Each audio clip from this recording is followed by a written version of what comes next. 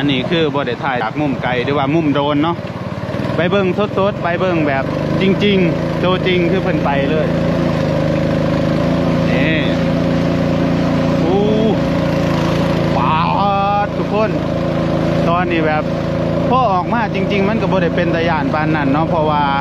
คนครับเพื่อเพิ่นเป็นคนแบบเสี้ยนฐานะเพิ่นเคยนี่มันจะเป็นตะยานบ่อนนี่เด้อพี่น้องเบิ่งดีๆเด้อป๊อดป๊อดน้ำแบบแห้งอ่ะป๊อดสุดยอดเลยพอเพิ่นเป็นคนครับเพื่อเนาะฮอดแล้วพี่น้องแป๊บเดียวแป๊บหนึ่งเดี๋ยวก็จะมีคนมานอยู่บ่มานอยู่บ่ บาดมาหอดแล้วพี่น้องเป็นพยานจังไรนี่บาดจังสันเลยบ่แล้วบ่ซุกจะไปยืนถ่ายอยู่ตรงนั้นเนาะทางน่ะตัวใหญ่แห้งสุดยอดบาดดิโตเฮ้ยพูดไปน้ำบ่ได้เด้อตัวนี้ถูกปา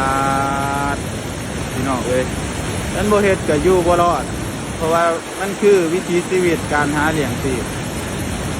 มันเป็นความคือว่าจังไดอาชีพที่